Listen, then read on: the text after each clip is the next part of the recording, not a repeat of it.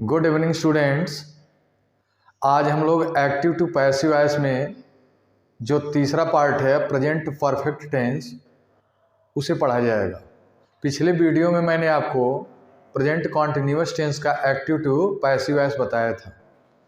Students, ये active से passive voice जो होता है लगभग हर एग्जाम्स में आपसे पूछता है, जैसे TGT, PGT, SSC, CGL, CTET, अन्य राज्यों के जो टेट हैं और अदर जो कॉम्पिटिटिव एग्ज़ाम्स हैं उन कॉम्पिटिटिव एग्ज़ाम्स में भी पूछता है। तो स्टूडेंट्स, आज हम लोग पढ़ेंगे प्रेजेंट परफेक्ट टेंस। हर टेंस की तरह से इसमें भी चार भाग होते हैं। पहला होता है पॉजिटिव सेंटेंस। स्टूडेंट्स, मैंने आपको एक बात बताया था कि एक्टिव वॉइस में जो भी रूल हम लिखते हैं वो ट्रांसलेशन यानी टेंस का रूल होता है। यानी एक्टिव टू पैसिव वॉइस पढ़ने से पहले आपको ट्रांसलेशन टेंस के नियम आने जरूरी है। तो इसमें एक्टिव में रूल होता है सब्जेक्ट प्लस हैज या हैव। यानी अगर सिंगुलर सब्जेक्ट है तो हैज और प्लूरल सब्जेक्ट है तो हैव, प्लस वर्ब का third form. Present perfect tense में वर्ब का थर्ड फॉर्म यूज करते हैं, प्लस ऑब्जेक्ट। और एक्टिव से पैसिव बनाने में भी वर्ब का थर्ड फॉर्म का यूज करते हैं। तो यही वर्ब का थर्ड फॉर्म पैसिव वॉइस में भी रख देंगे, कोई बहुत ज़्यादा इसमें मेहनत करने की ज़रूरत नहीं है। पैसिव वॉइस जब बनाएंगे तो मैंने आपको बताया था एक्टिव का ठीक उल्टा पैसिव होता है। सबसे पहले लिखेंगे ऑब्जेक्ट। यहाँ सब्जेक्ट के अनुसार हैज या हैव लगा है, इसमें ऑब्जेक्ट के अनुसार हैज या हैव का प्रयोग करेंगे। वर्ब का थर्ड फॉर्म। एक चीज़ और भी है स्टूडेंट्स, जब हम पैसिव वॉइस बनाते हैं तो हैज और हैव के बाद बीन का प्रयोग करते हैं, और प्लस वर्ब का थर्ड फॉर्म। वर्ब के थर्ड फॉर्म के बाद बाय और बाय के बाद सब्जेक्ट। ये हो गया पॉजिटिव सेंटेंस का रूल। अब स्टूडेंट्स इसका एग्जाम्पल देखेंगे, जैसे peon, has, rung, third bell, THIRD, third bell. इसका मतलब ये हुआ चपरासी तीसरी घंटी बजा चुका है। जब हम पैसिव वॉइस बनाएंगे तो जो थर्ड बेल है वो ऑब्जेक्ट है, यहाँ पर आ जाएगा। तो लिखेंगे थर्ड बेल, ये भी सिंगुलर ऑब्जेक्ट ही है। हैज बीन, हैज या हैव के बाद बीन, और रंग थर्ड फॉर्म में रंग ऐसे ही रखेंगे तो हो जाएगा रंग बाय प्यून, PEON। स्टूडेंट्स, एक और एग्जांपल देखा जाए, they have helped her in her examination, in her examination. Students, करेंगे क्या, मैंने आपको बताया था जो भी कॉम्प्लीमेंट या ट्रांजिटिव होंगे उनको ऐसे ही लास्ट में रखेंगे, जैसे इन हर एग्जामिनेशन। अब वे सहायता किसकी कर चुके हैं, हर की। हर को इधर लाएंगे तो हर हो जाएगा सी। कैसे चेंज होता है ये, सी का हर में, ही का हिम में, इट का इट में, आई का मी में, वी का अस में, यू का यू और दे का देम में। मैंने जब प्रेजेंट इंडिफरेंट टेंस का एक्टिव टू पैसिव वॉइस बताया था उसमें मैंने बताया था, उस वीडियो में जाइएगा। तो हो जाएगा सी, और दे के साथ हैव लगा है, यहाँ सिंगुलर सब्जेक्ट ऑब्जेक्ट है ये, तो सी के साथ हैज हो जाएगा। सी हैज बीन हेल्प, यहाँ हेल्प्ड होगा क्योंकि वर्ब का थर्ड फॉर्म लगता है। तो सी हैज बीन हेल्प्ड बाय, और दे का हो जाएगा देम। इसके बाद इन हर एग्जामिनेशन ऐसे ही लिख देंगे, इसमें कोई चेंजिंग नहीं होगा। तो इन हर एग्जामिनेशन। स्टूडेंट, एक चीज़ यहाँ ध्यान दीजिए, मैंने बताया था एक्टिव टू पैसिव वॉइस में रूप में परिवर्तन होता है, सेंटेंस के अर्थ में कोई परिवर्तन नहीं होता है। जैसे peon has rung third bell, चपरासी तीसरी घंटी बजा चुका है, और थर्ड बेल हैज बीन रंग बाय प्यून, चपरासी के द्वारा तीसरी घंटी बजाई जा चुकी है। ठीक उसी तरह से they have helped her in her examination, यानी वे उसकी परीक्षा में उसकी सहायता कर चुके हैं। और पैसिव वॉइस का अर्थ क्या होगा, she has been helped by them in her examination, यानी वह उन लोगों के द्वारा उसकी परीक्षा में सहायता की गई है। स्टूडेंट्स अब देखेंगे नेगेटिव सेंटेंस नंबर 2। पॉजिटिव हो गया पूरा, ये हो गया number 2 negative sentence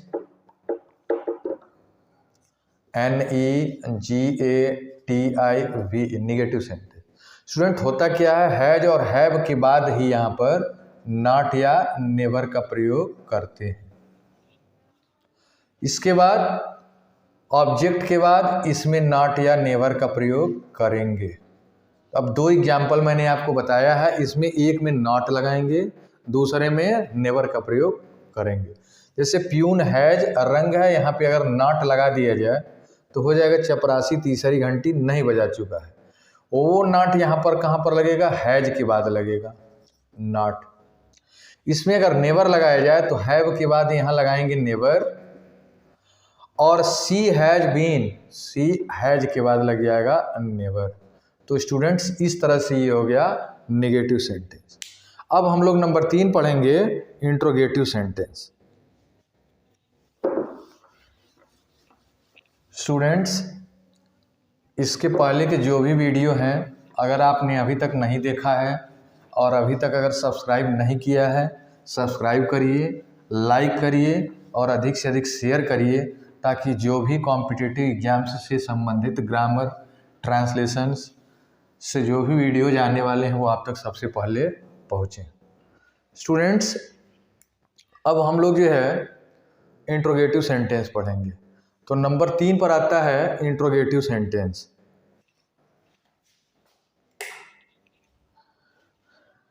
interrogative sentence में स्टूडेंट्स मैंने आपको बताया था कि 2 प्रकार के वाक्य होते हैं। एक वाक्य तो ऐसा होता है जो क्या से शुरू होता है हिंदी में, तो जब उसका इंग्लिश बनाते हैं उसके हेल्पिंग वर्ब से शुरू करते हैं। जो दूसरे नंबर का इंट्रोगेटिव का सेंटेंस होता है वो प्रश्नवाचक शब्द उसमें बीच में आता है, यानी IW से शुरू करते हैं, जिसको इंट्रोगेटिव वर्ड बोलते हैं, और IW को QW भी बोलते हैं। तो स्टूडेंट्स नंबर 3 पर interrogative sentence INTERROGATIVE interrogative sentence. Students इसमें क्या रूल होता है, जो रूल टेंस में ट्रांसलेशन में प्रेजेंट परफेक्ट का होगा उसको एक्टिव में लिखेंगे। सबसे पहले लिखेंगे IW प्लस हैज या हैव, ये हैज या हैव सब्जेक्ट के अनुसार होगा। इसके बाद वर्ब का थर्ड फॉर्म, वर्ब के थर्ड फॉर्म के बाद ऑब्जेक्ट, और क्वेश्चन मार्क जरूर लगाएंगे। अगर क्वेश्चन मार्क नहीं लगा रहे हैं तो ये मान के चलिए कि मार्क्स कटेंगे। इसके बाद स्टूडेंट्स क्या करेंगे, IW है तो IW जो ऊपर रहेगा वही यहाँ पैसिव वॉइस में भी रखेंगे। ये हैज और हैव सब्जेक्ट के अनुसार है, यहाँ पर हैज और हैव का प्रयोग हम ऑब्जेक्ट के अनुसार करेंगे।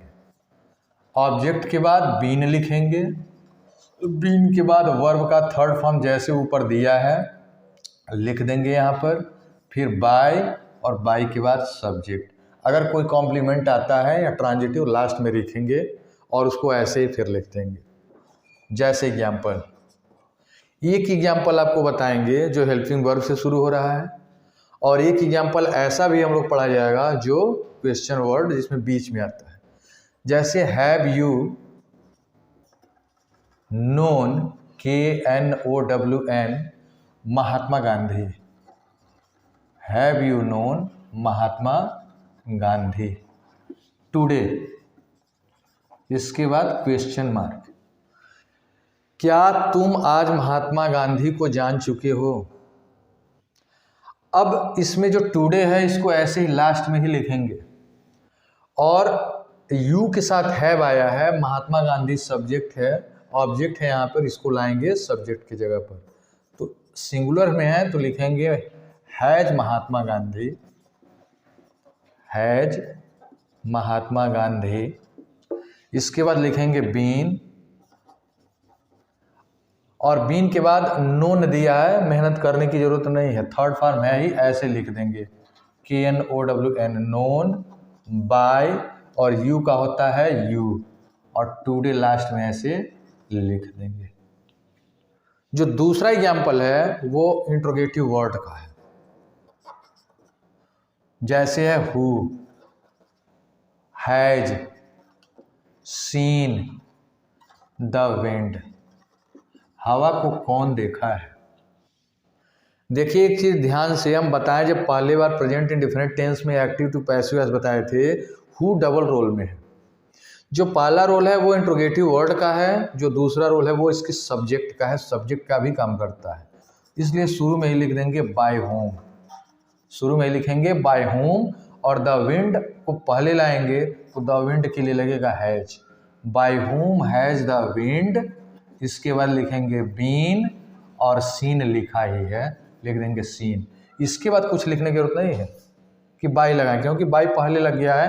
हु वाले में जो स्टूडेंट्स होते हैं बहुत ज़्यादा कॉन्फ्यूज होते हैं कि कैसे बनेगा। एक एग्जाम्पल और, where have we done our homework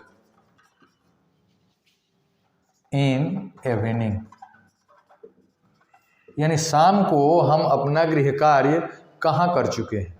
students in evening को लास्ट में ही लिखेंगे, कॉम्प्लीमेंट मान के चलिए।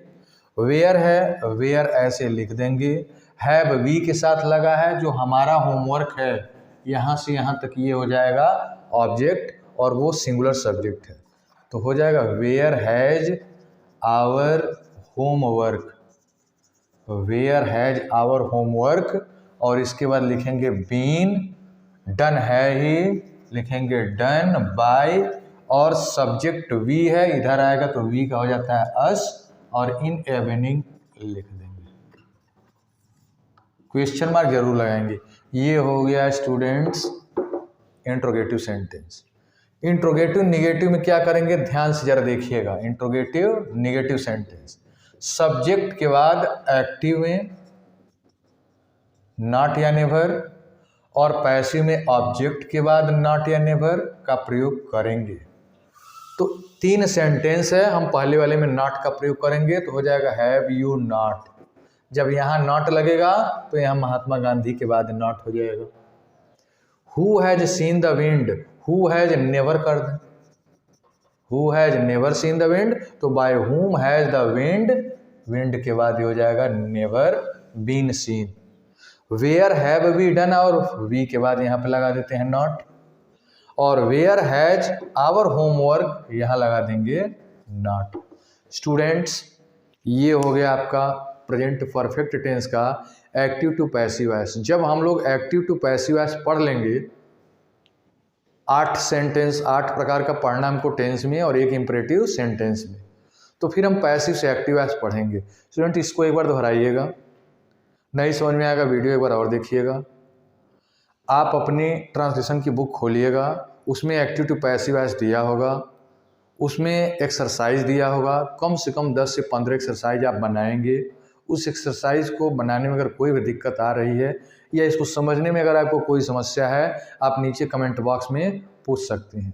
हाँ, वीडियो समाप्त करने से पहले मेरे YouTube channel study with Hari Mohan sir को सब्सक्राइब करिए, लाइक करिए, अधिक से अधिक शेयर करिए, ताकि जो भी इंग्लिश सब्जेक्ट से रिलेटेड वीडियोज़ हैं कॉम्पिटिटिव एग्जाम्स के लिए या ऐसे ही फिर जो है